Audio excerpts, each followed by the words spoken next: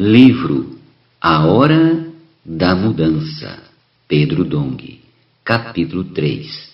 Tema desta semana: a esposa do Cordeiro e o exército de Cristo. Meta de hoje: leitura das páginas 44 a 46. Sião, o poder do cetro de Cristo. Entretanto, quem compõe o poder do cetro de Cristo? Nós, a Igreja. Não diria que é a totalidade dos cristãos, mas somente os que habitam em Sião. Durante o período do Antigo Testamento, Sião compunha uma parte de Jerusalém que representa a totalidade do povo de Deus. No Novo Testamento, a Igreja representa a totalidade de seu povo, salva pelo sangue de Jesus Cristo e regenerada pelo Espírito. Ela faz parte de Jerusalém.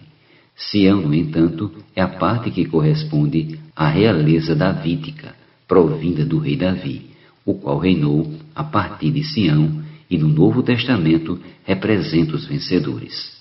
O Senhor precisa desses vencedores para que seus inimigos sejam colocados debaixo de seus pés. Por esse motivo, amado leitor, queima dentro de mim um rogo para você sair da apatia espiritual, do pensamento da incapacidade e parar de achar que é insuficiente para Deus. Talvez você pense que ser vencedor é para os outros, mas quero convocar você. Basta dizer: Senhor, eu me acho insuficiente para ti, mas o desejo de meu coração é ser somente teu. Deus precisa de você para formar Sião, o grupo de vencedores na igreja. Diante disso, qual é sua escolha? No versículo seguinte de Salmo 110, lemos: Teu povo se apresentará generoso no dia da convocação, nos montes santos, mais numerosos do que gotas de orvalho no seio da aurora. Tu terás exércitos de jovens santos. Versículo 3, versão King James atualizada. Devemos apresentar-nos generosamente hoje.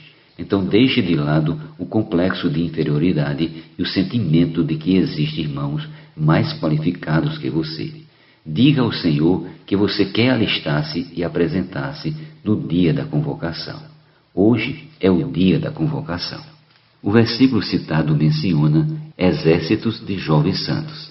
Esses exércitos não são compostos apenas de jovens em idade, mas de jovens em espírito. Josué capítulo 14, versículos do 10 ao 11.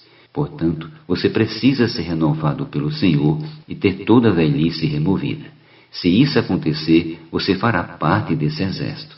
Hoje é o dia da convocação, um dia em que você tem mais oportunidade de se apresentar generosamente. Para entendermos mais claramente o que é Sião, leamos. Da idade de 30 anos era Davi, quando começou a reinar, e reinou 40 anos. Em Hebrom, reinou sobre Judá 7 anos e 6 meses. Em Jerusalém, reinou 33 anos sobre todo Israel e Judá. Partiu o rei com os seus homens para Jerusalém, contra os jebuseus que habitavam naquela terra e que disseram a Davi: Não entrarás aqui, porque os cegos e os coxos te repelirão. Como quem diz: Davi não entrará neste lugar. Porém Davi tornou a fortaleza de Sião. Esta é a cidade de Davi. 2 Samuel capítulo 5, versículos do 4 ao 7.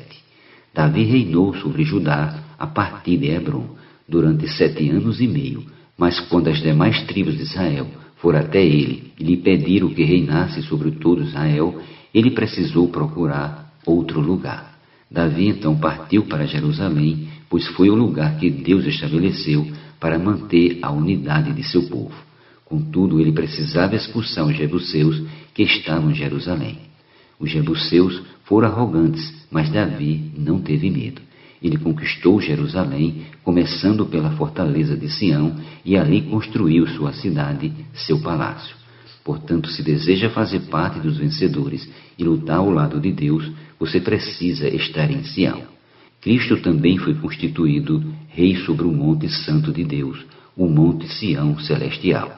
É isso que revela o livro de Hebreus. Mas tende chegado ao monte Sião e à cidade do Deus vivo, a Jerusalém celestial, e a incontáveis hostes de anjos e a universal assembleia, e igreja dos primogênitos arrolados nos céus, e a Deus, o juiz de todos, e aos espíritos dos justos aperfeiçoados. Hebreus capítulo 12, versículos do 22 ao 23. Em Salmos 2 lemos: Eu, porém, constituí o meu rei sobre o meu santo monte Sião. Proclamarei o decreto do Senhor. Ele me disse: Tu és meu filho, eu hoje te gerei. Versículos do 6 ao 7. Assim como Davi assumiu a realeza na fortaleza de Sião e ali edificou uma cidade, Cristo também foi constituído rei sobre esse monte santo, o monte Sião. Assim fica claro que Jerusalém representa a igreja, a totalidade do povo de Deus, enquanto Sião representa uma parte de Jerusalém, o grupo dos vencedores que estão na igreja. A Bíblia, ao falar de Jerusalém, relata seus fracassos e suas infidelidades, mas ao falar da salvação e da realeza, refere-se a Sião. Portanto, Sião representa a porção vitoriosa que está em Jerusalém. Amado leitor, a igreja dos vencedores, que façamos parte dessa vitória. A representatividade das primícias. O povo de Deus é como uma grande plantação que irá amadurecer. No livro de Apocalipse, esse povo é chamado de primícias. Apocalipse 14:4. No Antigo Testamento, as primícias representam a messe, a totalidade da lavoura. No livro de Deuteronômio, lemos: Tomarás das primícias de todos os frutos do solo que recolhereis da terra que te dá o Senhor teu Deus, e as porás num cesto, e irás ao lugar que o Senhor teu Deus escolher para ali fazer habitar o seu nome. Deuteronômio 26:2. Isso mostra que quando as primícias são oferecidas a Deus, toda a messe também é oferecida. Assim fica claro que a igreja é representada pelas primícias, ou seja, os vencedores representam todos os cristãos. Da mesma forma, em Números, é dita que os primogênitos representam toda a família. Eis que tenho eu tomado os levitas do meio dos filhos de Israel, em lugar de todo primogênito que abre a madre entre os filhos de Israel, e os levitas serão meus. Números 3:12. Quando Deus tomou os levitas como primogênitos, ele estava tomando todo Israel para si. Logo, os primogênitos representam toda a família e os levitas representam todo Israel. Esse é o princípio dos vencedores. Em Êxodo vemos mais detalhes sobre as primícias. As primícias dos frutos da tua terra trarás à casa do Senhor teu Deus. Êxodo capítulo 23, versículo 19, parte A.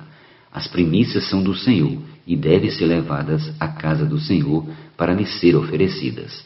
Assim, quando estiverem maduros, os vencedores serão arrebatados para o céu, antes da colheita final.